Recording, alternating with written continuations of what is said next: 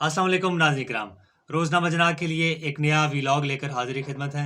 नाज़रीन किराम, 16 दिसंबर पाकिस्तान की तारीख में एक स्याह तरीन दिन है जब दरिंदा सिर्फ दहशतगर्दों ने 144 इंसानों के खून से होली खेली।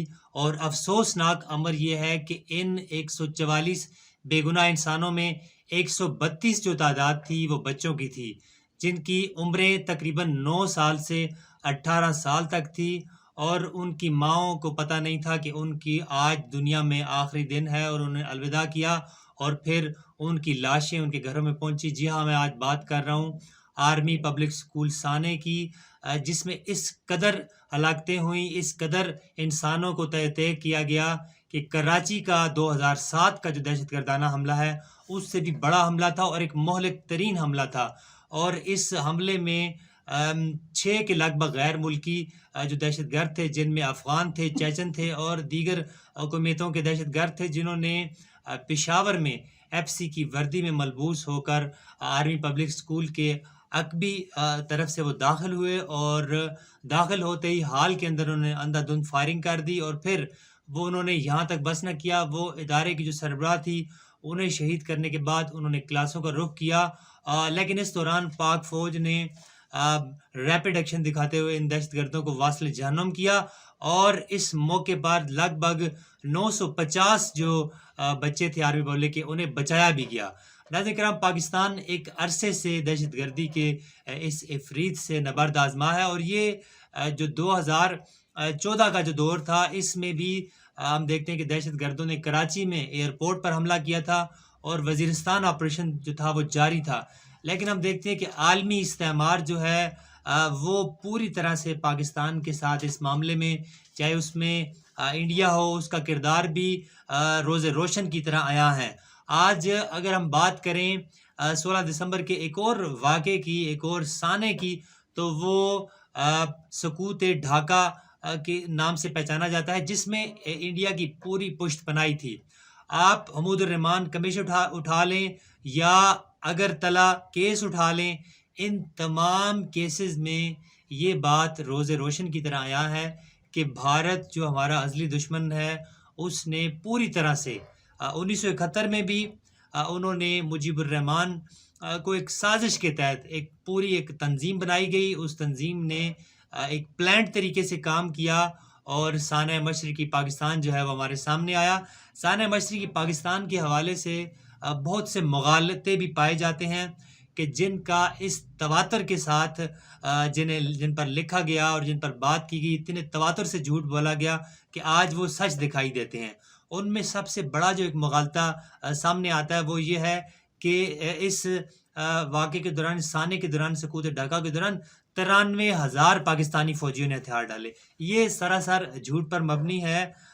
उस वक्त जो कमांड में थे केनियाज़ी, उनके मुताबिक पाकिस्तान के फ़ौजियों की जो कुल तादाद थी वो 32,000 के लगभग थी। और 93,000 फ़ौजियों का हथियार डालना ये बिल्कुल झूठ पर मबनी है। इसी तरह झूठ पर मबनी है कि जिस तरह कहा गया कि 2 लाख बंगाली ख़वातीन के साथ रेप किया गया और 30 लाख लोगों का कत्ल किया गया, ये तमाम मुग़ालते हैं। चूँकि मुजीबुर रहमान को जब यहाँ से छोड़ा गया, फिर वो अमेरिका गया, फिर वो भारत से होता हुआ जब पहुँचा तो उसने इस तरह के बयानात दिए।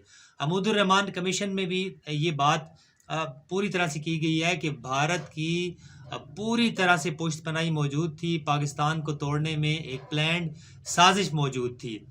कहा यह जाता है कि जुल्फ़िकार अली भुट्टो ने कहा, इधर तुम उधर हम, ये भी एक मुग़ालता है।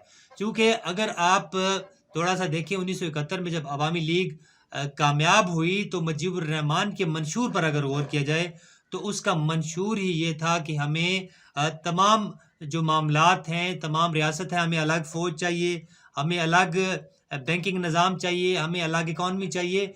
तो ये सारी चीज़ें अलग जो उसने मांगी थीं, वो अगर मुजीबुर रहमान जो अवामी लीग उस वक्त की कामयाब हुई, कहा जाता है कि उनको अगर हुकूमत दी जाती तो मशरक़ी पाकिस्तान को बचाया जाता था। ये भी एक मुग़ालता है, क्योंकि अगर उन्हें हुकूमत दी भी जाती तो उन्होंने अपने उस मंशूर पर अमल करना था, और उस मंशूर पर अमल करने में जो वफाक की इकाइयाँ हैं वो इकट्ठी नहीं रह सकती थीं। ایک مشرقی پاکستان الگ ہوا، مشرقی پاکستان کے ساتھ ساتھ دیگر جو پاکستان کی اکائیاں ہیں ان میں بھی ایک تفریق کا جو جذبہ ہے وہ سر اٹھا سکتا تھا۔ مشرقی پاکستان تو چونکہ ایک سازش تھی جس کا پوری طرح سے ایک پاکستان کے بننے کے بعد سے ہی اس طرح کے پلان کر لیے گئے، چاہے وہ کشمیر کا معاملہ ہو چاہے مشرقی پاکستان، یہ پوری ایک سازش کی گئی اور ایک سازش کے تحت پاکستان کو توڑا گیا۔ اور اب بھی اگر آپ دیکھیں تو پاکستان کے ساتھ جو معاملات روا رکھے جا رہے ہیں، دہشت گردی کا افریط ہو جائے یا دیگر بہت سارے معاملات ہو جائیں انٹرنیشنل لیول پر، یہ پوری طرح سے کوشش ہے کہ اس اسلامی ریاست کو، کہ جو اسلام کا قلعہ جسے کہا جاتا ہے اور جو دن دگنی رات چگنی ترقی کر سکتی ہے، وہ اسے بہت سارے معاملات درمیش ہیں، چاہے اندرونی ہو چاہے بیرونی ہو، ان کی وجہ سے وہ کمزور تر ہوتی چلی جا رہی۔ دہشت گردی کا بھی مقابلہ پاکستان نے ڈٹ کر کیا، پاکستان نے لاکھوں جانوں کی قربانیاں دیں، اور آج کا دن بھی ہمیں یاد دلاتا ہے آرمی پبلکس آنے کی، کہ جب بہت ساری جانیں لی گئیں، بہت سارے معصوم شہریوں کو طے کیا گیا۔ یہاں پر ایک اور بات بھی میں کرتا چلوں، آج 16 دسمبر بنگلہ دیش جو ہے وہ اپنا آزادی کی جو تحریک ہے اس کو منا رہا ہے، لیکن یہاں پر جو مغالطے ہیں، جو جھوٹ بولا جاتا ہے، اس کا تذکرہ کرنا بھی بہت ضروری ہے، اسے آن ریکارڈ لانا بھی ضروری ہے۔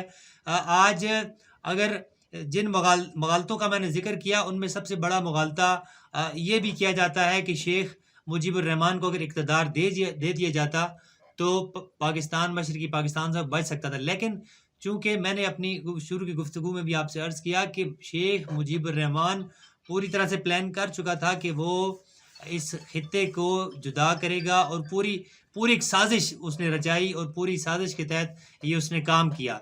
آج جب وہاں پہ تحریک آزادی کی باتیں کی جاتی ہیں تو یہ بہت ساری باتیں دہرائی جاتی ہیں جو کہ افسانے سے کم نہیں ہیں۔ بہت سارے لکھنے والے جو ہیں، بہت سارے جو آزاد لکھنے والے ہیں، جن میں انٹرنیشنلی بھی جنہوں نے لکھا، ان کی اگر آپ تحریریں اٹھا کر پڑھیں تو وہ اسے کسی افسانے سے کم قرار نہیں دیتے۔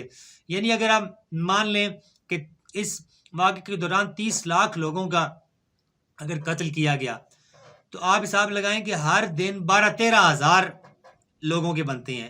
بڑے سے بڑے واقعات ہوئے دنیا میں، لیکن اتنی بڑی تعداد 30 لاکھ کی تعداد نہیں کوٹ کی گئی۔ یہ سراسر جھوٹ کا پلندہ ہے کہ جو مشرقی پاکستان میں بیٹھے ہوئے جو لوگ، جو انڈیا کی پشت پناہی انہیں حاصل تھی، انہوں نے یہ پروپیگنڈا کیا۔ تو یہ آج کا یہ وی لاگ جو ہے ایک میں سمجھتا ہوں کہ ایک آئی اوپنر کے طور پہ آپ کے سامنے رکھا گیا ہے کہ ان جو مغالطے ہیں ان سے بھی کنارہ کشی کی جائے، اور ملک کے اندر جو درندہ صرف لوگ ہیں، آج بھی پاکستان جو ہے دہشت گردی سے نبرد آزما ہے۔ پاکستان کے کون سا پاکستان کا علاقہ ہے کہ جہاں پر پاک فوج مقابلہ دشمنوں کا نہیں کر رہی؟ تو ضرورت اس امر کی ہے کہ آج کے اس دن اور ان شہداء، وہ معصوم بچے کہ جو ہماری اگلی جنریشن تھی، وہ بچے کہ جنہوں نے دشمن کو للکارا، اور وہ بچے کہ جن سے ہمارا دشمن خوفزدہ ہے، ہماری نیکسٹ جنریشن سے دشمن خوفزدہ ہے، ہمارے آنے والے پاکستان سے دشمن خوفزدہ ہے۔ آپ اپنے ملک کو مضبوط کیجئے، اپنی فوج کو مضبوط کیجئے، اپنے اداروں کو مضبوط کیجئے۔ ضرورت اس کا امر کی ہے کہ پاکستان کا ہر شہری دشمن کے خلاف سیسا پلائی دیوار بنے۔ ایک نئے ویلاگ کے ساتھ پھر حاضر خدمت ہوں گے۔ اب تک کے لیے اتنا ہی۔ اللہ نگہبان۔